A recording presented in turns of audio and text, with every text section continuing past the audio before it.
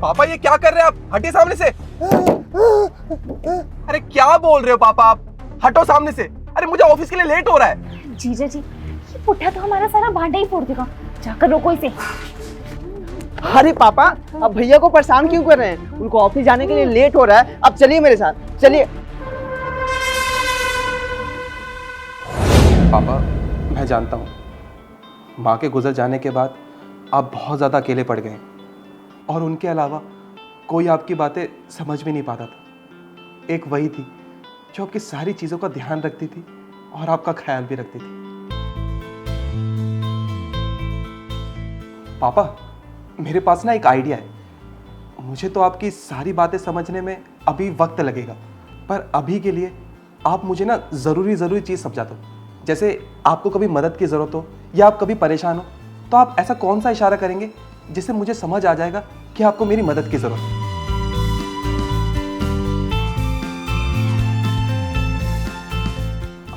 पापा ऐसे? ठीक है पापा, आप जब भी परेशान हो या आपको मदद की ज़रूरत हो ना, आप ऐसे कर देना, मैं समझ जाऊंगा।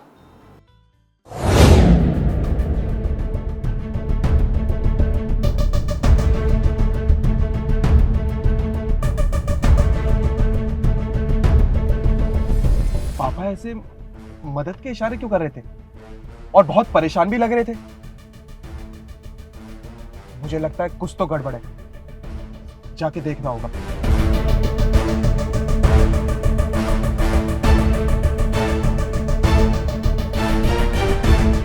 हेलो, मेरी जितनी भी मीटिंग है ना, उन सबको पोस्टपोन कर दो।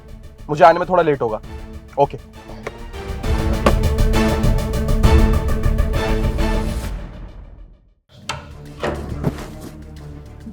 पापा क्या हो गया? आप भैया को ऑफिस जाने से क्यों रोक रहे थे?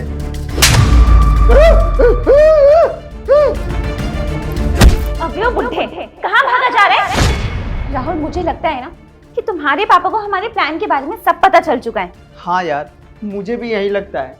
और मैं तुमसे उस दिन बोल भी रहा था कि यार धीरे धीरे बोलो, वरना बुड्ढे को पता चल जाएगा ना तो कांड हो जाएगा। मानना पड़ेगा तुम्हें, अपने ही भाई को मारने का अच्छा प्लान बना रहे हो। अरे यार धीरे बोलो, वरना मेरा बाप सुन लेगा ना तो दिक्कत हो जाएगी। अरे सुनने दो ना, सुनकर भी क्या ही उखाड़ लेगा, बेचारा गूंगा जो है। लेकिन फिर भी रिस्क क्यों लेना? तुम ये सब छोड़ो, तुम मुझे ये बताओ कि अपने भाई की कार का ब्रेक फेल कब कर रहे हो? मैंने अपने मैकेनिक दोस्त से ये जान तो लिया है कि कैसे गाड़ी का ब्रेक फेल होता है। अब बस आज रात को जैसे ही भैया सो रहे होंगे, मैं चुपके से जाकर उनकी गाड़ी का ब्रेक फेल कर दूंगा।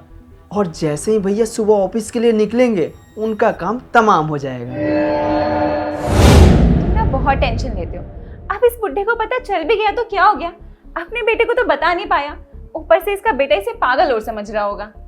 सुन बुड्ढे, ध्यान से, अगर अपनी सलामती चाहता है ना तो जो हो रहा है वो चुपचाप होने दे, वरना तेरे बेटे के साथ साथ ना तुझे भी भगवान के पास पहुंचा देंगे। वैसे भी अब तक भैया का काम तमाम हो ही गया होगा। हाँ, बस अब पुलिस स्टेशन से फोन आने ही वाला होगा कि जीजा जी का एक्सीडेंट हो गया और वो भगवान को प्यारे हो गए हैं। लो, कॉल भी आ गई। हेलो हेलो, आप करण के घर से बोल रहे हो? हाँ, मैं करण का भाई बोल रहा हूँ। क्या हुआ? मैं इंस्पेक्टर बोल रहा हूँ, रोहिणीश थाने से। आपके भाई का एक्सीडेंट हो गया है सेक्टर 20 वाला हाईवे पे।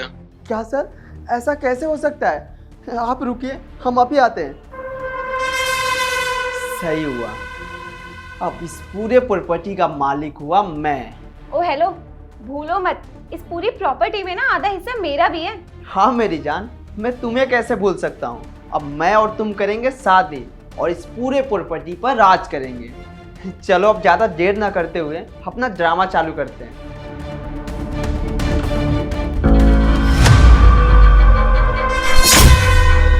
भैया आप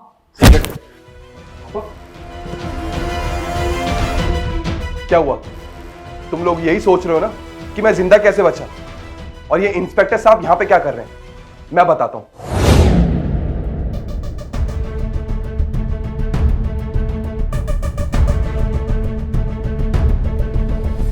पापा ऐसे मदद के इशारे क्यों कर रहे थे और बहुत परेशान भी लग रहे थे?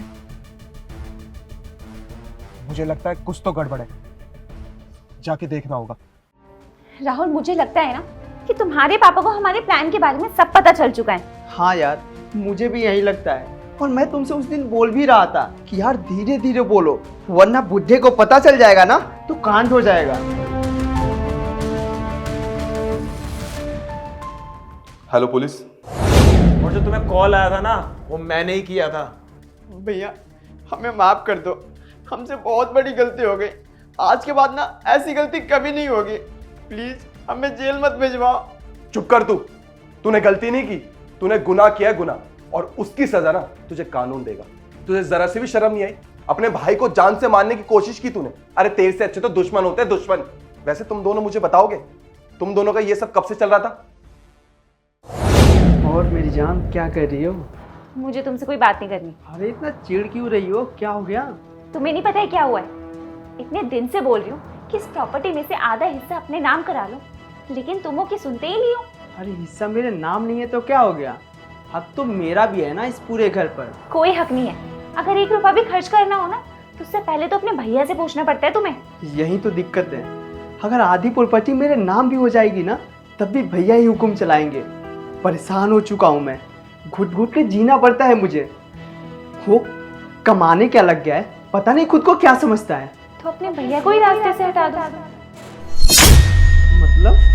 मतलब यही कि उनका पत्ता कट कर दो। और रही बात तुम्हारी भाभी यानी कि मेरी दीदी की, वो तो वैसे भी इतने दिनों से हॉस्पिटल में एडमिट है, लगता भी नहीं कि बच पाएंगी। वो भी कुछ टाइम बाद भगवान को प्यारी हो जाएंगे। और तुम्हारा बुढ़ा बाप, वो भी कितने ही दिन जिएगा। उसके बाद तुम और मैं शादी कर लेंगे और इस पूरी प्रॉपर्टी पे राज करेंगे। क्या सोच रहे हो? मैंने कुछ गलत कहा क्या? मैं तो बस ये सोच रहा हूँ कि ऐसा क्या प्लान बनाओ कि हमारे रास्ते से भैया भी हट जाए और हम पकड़े भी ना जाए।